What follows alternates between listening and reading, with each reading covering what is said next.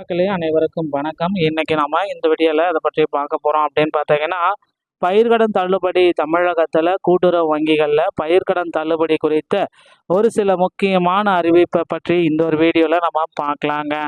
அரசு பயிர்க்கடன்களை முழுமையாக தள்ளுபடி செய்ய வேண்டும் அப்படின்றத பற்றி தான் இந்த வீடியோவில் நம்ம பார்க்கலாம்.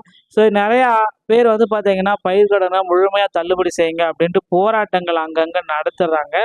ஸோ பயிர்க்கடன் தள்ளுபடி இதை ஏன் இவ்வளவு வலியுறுத்தி கேட்குறாங்க அப்படின்னா, மற்ற மாநிலங்களில் பயிர்க்கடன் தள்ளுபடி ரொம்ப அதிகமாக கொடுத்துருக்காங்க. 36,000 கோடி ரூபாய் வரைக்கும் பயிர்க்கடன் தள்ளுபடி மற்ற மாநிலங்களில் இருக்குது. ஆனால் தமிழகத்தில் வெறும் 5,900 கோடி ரூபாய் மட்டும்தான் இந்த பயிர்க்கடன் தள்ளுபடி இருக்குது. இது ரொம்ப வேதனைக்குரியது. ஸோ திருவள்ளுவர் ஆட்சி அலுவலக வளாக கூட்டரங்களை விவசாய கடன்களை முழுமையாக தள்ளுபடி செய்யக்கோரி ஆட்சியரிடம் கோஷம் எழுப்பிய விவசாயிகள்.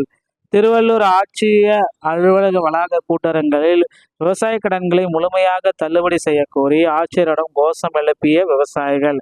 விவசாய பயிர்க்கடன்களை முழுமையாக தள்ளுபடி செய்ய வேண்டுமென வேளாண் குறைதீர் கூட்டத்தில் விவசாயிகள் வலியுறுத்தினர். திருவள்ளுவர் ஆட்சியர் அலுவலகத்தில் பல்நோக்கு கூட்டரங்கில் வேளாண் குறைதீர் கூட்டம் வெள்ளிக்கிழமை நடைபெற்றது. ஆட்சியர் கவிதா தலைமை வகித்தார். கூட்டரங்கில் அலுவலர்களுக்கும் விவசாயிகளுக்கும் இடையே விவாதம் நடைபெற்றது. அப்பொழுது அரசு அறிவித்துள்ள 50% பயிர்க்கடன் தள்ளுபடி அறிவித்ததை கைவிட்டு முழுமையாக தள்ளுபடி செய்யவும் கோஷம் எழுப்பினர். அதையடுத்து விவசாய சாகுபடி செய்யும் பயிர்களுக்கு போதுமான விலை கிடைக்காமல் மீண்டும் கடனில் உள்ளோம். இனிமேல் அடமானம் தாலியை தவிர வேறு எதுவும் கிடையாததனால் தமிழக அரசு முழு அளவில் கடனை தள்ளுபடி செய்ய வேண்டும் அப்படின்ட்டு கோரிக்கை வச்சிருக்காங்க.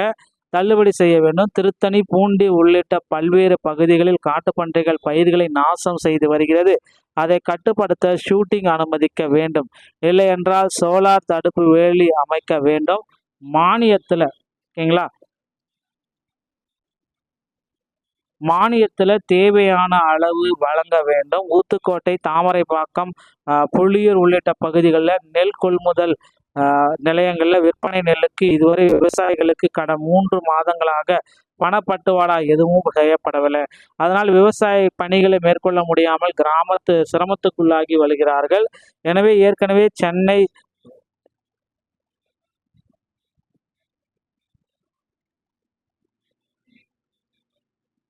சென்னை திருப்பதி தேசிய நெடுஞ்சாலையில் விவசாய நிலம் கையகப்படுத்தி குறைந்த அளவிலேயே பணம் வழங்கப்பட்டது. அதனால் கூடுதல் இழப்பீடு வழங்க வேண்டும்.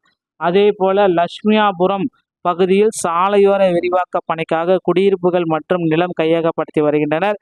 இதற்கு ஒரு சென்ட்டுக்கு வீட்டு மனைக்கு 6,000 நிர்ணயம் செய்து கட்டுப்படி ஆகாது. எனவே இருக்கிற வீட்டை இழந்து எங்கு செல்வது? அதனால் வீடு அமைக்கும் அளவுக்கு இழப்பீடு வழங்க வேண்டும்.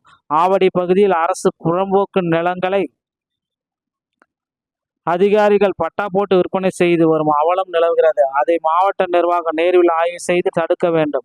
அரசு அனுமதித்ததை விட ஏரிகளில் 10 to 15 அடி வரை ஆழம் வண்டல்மல் எடுக்கும் சூழ்நிலை நிலவுகிறது. இதனால் கூடுதல் பள்ளங்கள் ஏற்படுவதுடன் சீமை கறிவேல வேலங்களும் அதிகமாக வளரும் சூழல் வந்திருக்கு. அதேபோல் மாவட்டத்தில் பனை மரங்களை கணக்கெடுத்து நடத்தி பாதுகாக்கவும் காட்டுப்பன்றிகள் வனப்பகுதியில் இருந்து 3 கிலோமீட்டருக்குள் சுட்டு கொள்ளலாம் என உத்தரவையும் பிறப்பிக்கணும் அப்படின்னு கோரிக்கை வச்சிருக்காங்க. ஸோ கண்டிப்பாக இது எல்லாமே முதல்வர் விஜய் அவர்கள் என்ன செய்ய போறாரு அப்படின்றது இதுவரை நமக்கு தெரியல. இந்த பயிர்க்கடன் தள்ளுபடி தற்சமயம் பார்த்தீங்கன்னா 75,000 ரூபாய் வரை தள்ளுபடி கொடுத்துருக்காரு. 75,000க்கு மேலே போயிட்டீங்க அப்படின்னா நிச்சயமாக உங்களுக்கு அந்த தள்ளுபடியுடைய அளவு மாறிடும்.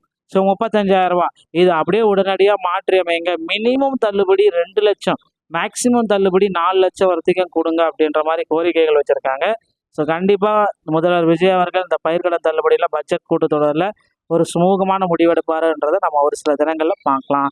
வீடியோ உங்களுக்கு பிடிச்சிருந்தா நீங்கள் நம்மளுடைய சேனலோட இணைந்திருங்கள். மீண்டும் ஒரு நல்ல தகவலோட நான் உங்களை சந்திக்கிறேன். நன்றி, வணக்கம், தேங்க்யூ.